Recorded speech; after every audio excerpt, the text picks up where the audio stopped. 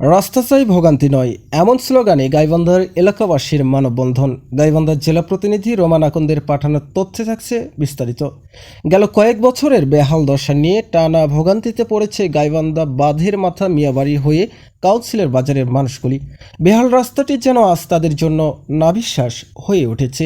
আর ভোগান্তি নয়, দ্রুত রাস্তা সংস্কার চাই, এই দাবিকে সামনে রেখে সচেতন এলাকাবাসী গাইবান্ধা বাঁধের মাথায় নতুন ব্রিজে মানববন্ধনের আয়োজন করেন।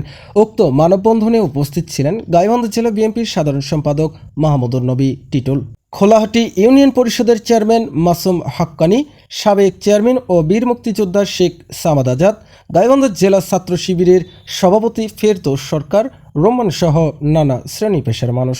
এ সময় বক্তারা জানান, বারবার সংশ্লিষ্ট কর্তৃপক্ষকে বিষয়টি জানানো হলেও কার্যকর কোনো উদ্যোগ দেখা যায়নি।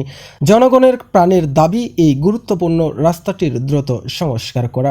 পরিশেষে আয়োজিত মানববন্ধনে অংশ নেওয়া সকলেই জোর দাবি জানান, অবিলম্বে কার্যকর পদক্ষেপ নিয়ে সড়কটি সংস্কার করে মানুষের কষ্ট লাঘব করতে হবে।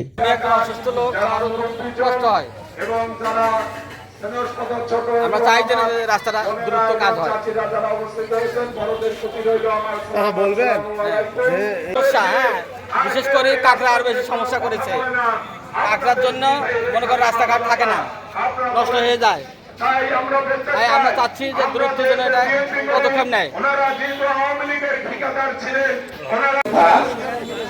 আপনাদেরকে সবাইকে অভিনন্দন যে আমার কাছে আসার জন্য। আজকে যে বিষয়টা দীর্ঘ 5 বছর থেকে আমি দেখতেছি, এই রাস্তাটা 7 বছর থেকে এই রাস্তাটা এইরকম অবস্থায় আছে। এই রাস্তাটা কোনো যানবাহন যাওয়ার উপযোগী নয়। তাই আমি যেহেতু আমাদের মাঝে এখন উপস্থিত হয়েছেন গাইবান্ধা জেলা বিএনপি বিপ্লবী সাধারণ সম্পাদক। আমরা একটা নিয়ে চলাচল করতে পারছি না, ইটটা ভাঙি যায়। এই যে দ্বিতীয় আমার এই এলাকার দক্ষিণ পূর্ব পথে বাড়ি আমাদের, আর চলাচল করতে পারছি না, ইটটা ভাঙি যায়, কাদো এক কারাগরি কাদো হয়, চলাচল করতে কিছু পারি না। আমরা এই যে বৃষ্টিটা হইলো তাতে আমরা চলাচল করতে পারি না। আমরা ফুটপাথে বাড়ি আমাদের।